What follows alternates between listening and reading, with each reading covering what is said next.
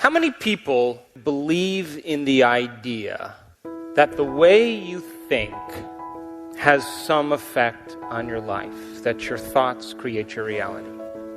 How many people actually woke up this morning and consciously created a future? The biggest reason why people don't do it is because you don't believe it's true. If you knew that your thoughts created your destiny, if you knew that on a gut level, would you ever miss a day? And would you ever let any thought slip by your awareness that you didn't want to experience? So you think 60 to 70,000 thoughts in one day. Out of those 60 to 70,000 thoughts that you think in one day, 90% of those thoughts are the same thoughts as the day before. So then the same thoughts will always lead to the same choices. The same choices will always create the same behaviors. The same behaviors will produce the same experiences, and the same experiences will create the same emotions, and those same familiar feelings and emotions will drive the same exact thoughts. And your biology, your neurocircuitry, your chemistry, your hormones, your physiology, and your genetic expression will be always equal to how you think, how you act, and how you feel.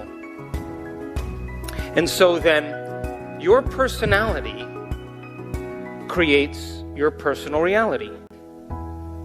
And your personality is made up of how you think, how you act, and how you feel. So the present personality who's sitting here today has created the present personal reality called your life. So would you agree then that if you wanted to create a new personal reality, then you'd have to start thinking about what you've been thinking about and change it?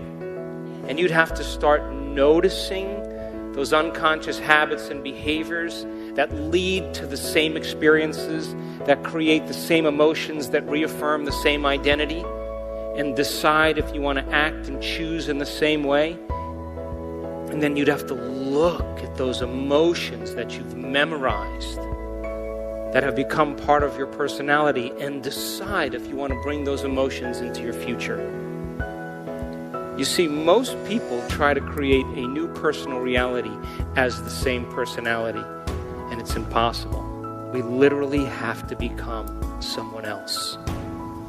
So then, if you keep thinking the same way every single day and making the same choices that lead to the same behaviors, there's a principle in neuroscience, and that principle is nerve cells that fire together wire together. So as you repeat the same thoughts, choices, behaviors, and experiences, you're forcing your brain to fire in the same sequences, in the same patterns, in the same combinations every day. And as long as you make your brain work the same way every day, you're reproducing the same level of mind. And you begin to hardwire your brain into a very finite signature. And that finite signature is like the box of the brain. So then, thinking outside the box then would mean that you would begin to make your brain fire in new sequences, in new patterns, and new combinations. And whenever you make your brain work differently, you're changing your mind, because mind is the brain in action. So the one ingredient that allows you to begin the process is information, is knowledge. Because every time you learn something new, you make a new connection in your brain. That's what learning is. Learning is forging new synaptic connections. Remembering is maintaining and sustaining those connections. So then, the Nobel Prize laureate Kandel in the year 2000 found that when people learn just a few bits of information, they doubled the number of connections in a certain part of their brain from about 1,300 connections to 2,600 connections. But if they didn't revisit that information and review it, within hours or days, those circuits literally pruned apart.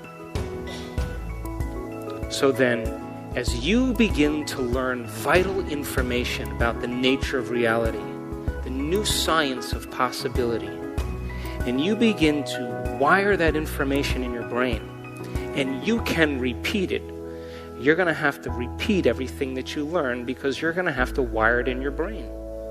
So that in your weakest moment or your darkest hour, you don't talk yourself out of possibility. So as you learn just a little bit of information, you're adding new stitches into the three-dimensional tapestry of your gray matter. And if you can contemplate and think about what you've learned, you're making your brain fire in new and different ways. And when you make your brain work differently, you're changing your mind. So then, new thoughts should lead to new choices. And new choices should lead to new behaviors. And new behaviors should create new experiences. And new experiences should create new emotions. And those new feelings and those new emotions should drive new thoughts. So then, does your environment control your thinking, or does your thinking control your environment?